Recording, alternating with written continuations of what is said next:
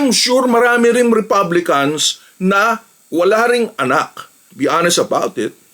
Si Jesus, wala ngang anak. Ang kalaban na nila ng Showtime is itself. No, not necessarily Itbulaga anymore. Parang mas gusto to sa Popeyes. Miss Chicha is waking up. ABS-CBN somehow has maintained that stature. Tinanong ko sa kanya, may multo ba rito? Oy mga kuya ko, this is Kuya Mike, ang kuya nyo sa Amerika, and this is For the Kuya Koy List. Alright, so exciting na po ang nangyayari dito sa politika here in the United States dahil again, ngayon ang lumaban na ay ang Vice President na si Kamala Harris. So, ang tamang way ng pagbigkas ng kanyang pangalan is yung accent nandoon sa third syllable. Kamala, parang Hillary, hindi yung Kamala. Eventually, malalaman na rin natin lahat na Kamala ang kanyang yung pagbigkas ng kanyang pangalan. Any case, pero ang nakakapag taas ng kilay, yun na lang, yung mga pagsasalita nitong si J.D. Vance na kinuha ni Trump as kanyang vice president, yung sa kanyang ticket for the Republican Party. Akala natin kukuha si Trump ng matino-tino na pag-iisip as vice president. Pero actually hindi. Halos pumapantay sa pag-iisip nitong si Trump in terms of yung ka-repulsive, yung kasuklam-suklam na mga pagsasalita. Alam mo ba naman, dahil sinasabi niya na ang mga babae na single, walang anak at mukhang nagbabantay o nag-aalaga na lang ng pusa ay maging second-class citizen na hindi bigyan ng karapat-dapat na pag-unawa sa kanila.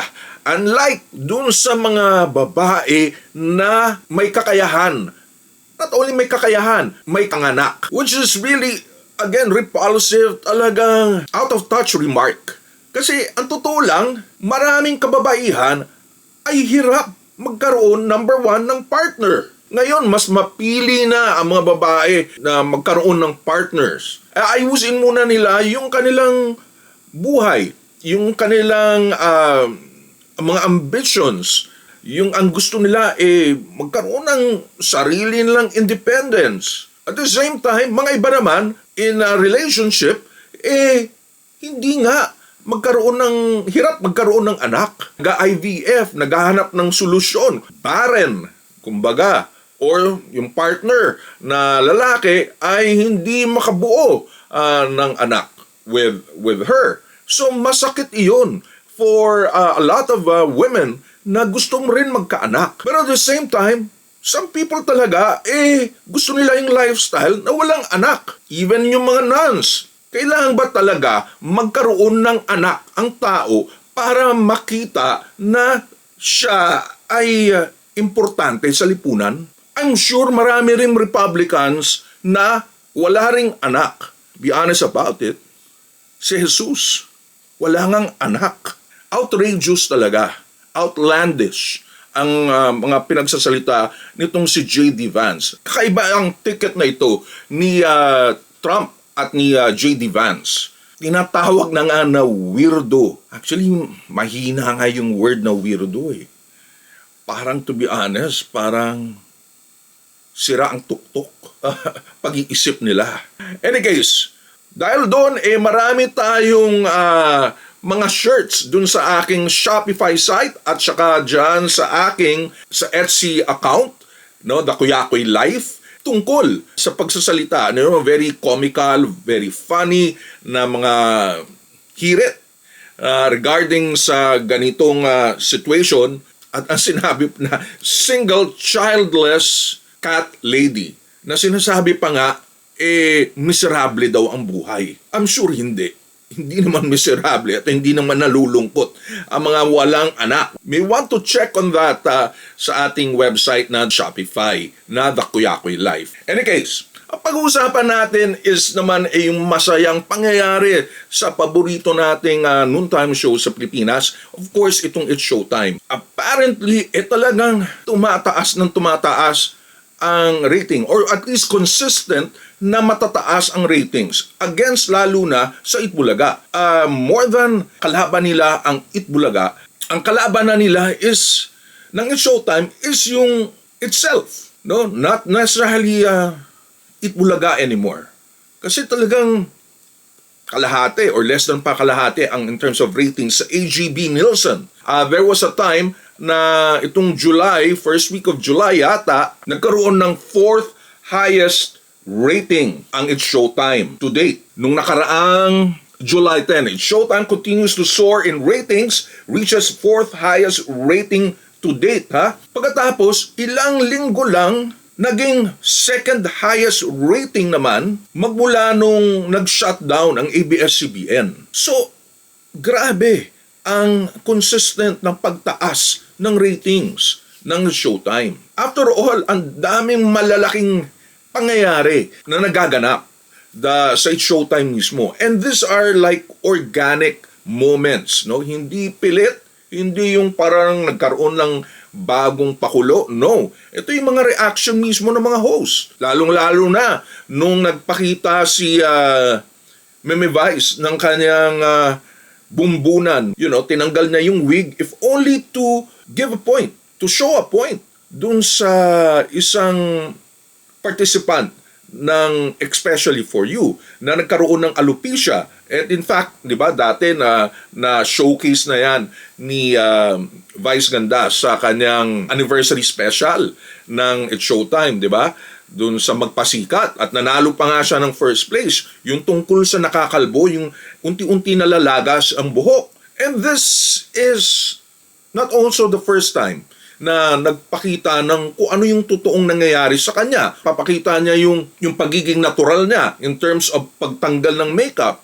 Diba? There was a time na pinakita niya naman, I think that was yung Vice Advice portion na tinanggal yung makeup dahil pinag-uusapan na it's not necessarily na kailangan malagi kang maganda. You are good as who you are. Tapos, nung nakaraan lang, several days ago naman, sa kanilang bagong segment, yung bata-bata pick na parang ginawang alay si Vice at ang nakakuha ng pangalan niya is itong kanyang bestie or best friend na si Jong. At doon naman, tumalsik yung wig ni Vice. Again, naman, nakakatawa na yung isa naman, yung pagtanggal ng buhok, is very touching, very heartwarming. Ito naman yung nakakatawa. Those mga moments na yun, ang inaabangan lagi ng manunood. And in fact, to be real honest right now,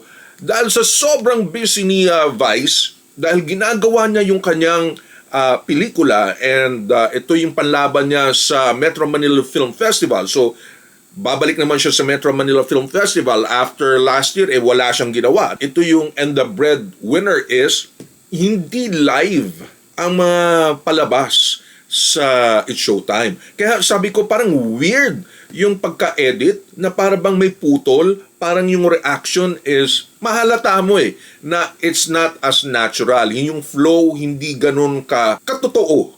Let's just say, let's put it that way. Apparently, dahil nga iniiwasan nila na si Vice ay mag-absent.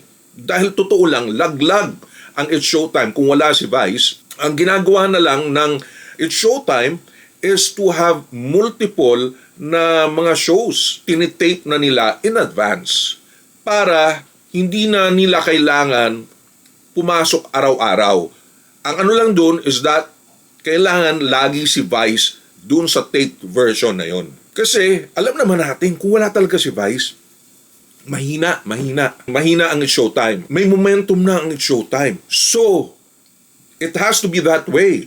And more than that, nakita nyo ba yung moment na yon na si Kim Chiu at si Jackie, yung nag-reminisce or na may tanong actually kung kunyari nakita nila yung kanilang ex, yung kay Jackie is kay Tom Romal at naman si Kim Chu kay Sian Lim, ano ang kanilang magiging reaksyon? Di ba na napatigalgal ata si Kim Chu doon sa question na yun until nag-iyakan yung dalawa at saka nagyakapan yung dalawa na si Jackie at saka si Kim Chu. Yung mga ganitong moments na yun talagang nagpapataas ng ratings ng It's Showtime.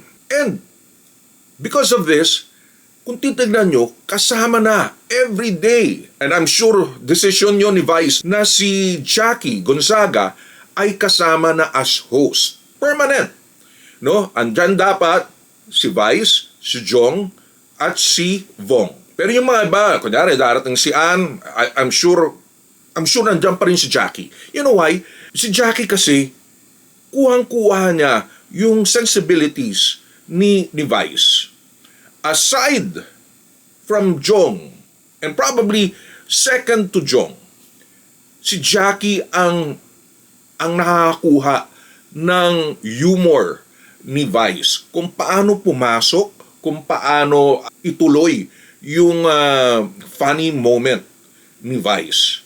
Kailangan talaga magkaswak yung isipan. Parang mas lalong natutuwa at naibibigay ni Vice yung kanyang mga hirit pag nandyan si Jong. So, lagi si Jong sa tabi mismo ni Vice. Hindi si Vong, hindi si Ogie, hindi si Ami.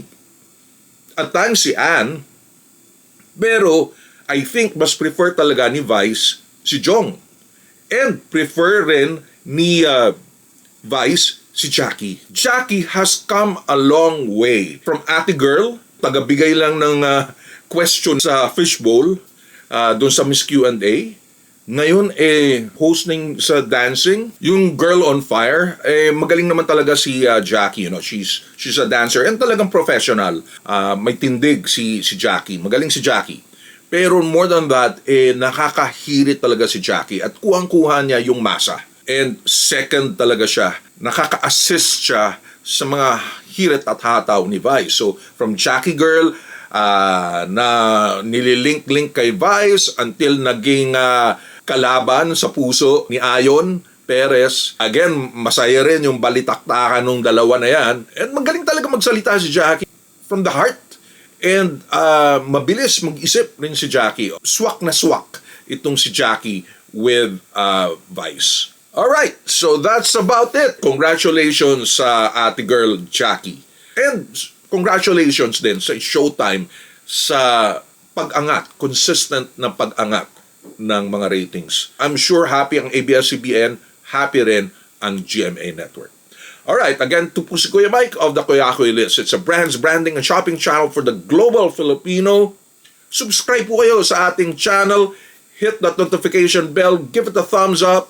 And pa $199 pa rin tayo, okay? Again, please check yung mga shirt merchandise natin. Aside from the Kamala Harris ng mga shirts, marami pa tayong shirts dyan. Tingnan nyo po, lalo na sa mga Filipino-Americans. Hanggang sa muli.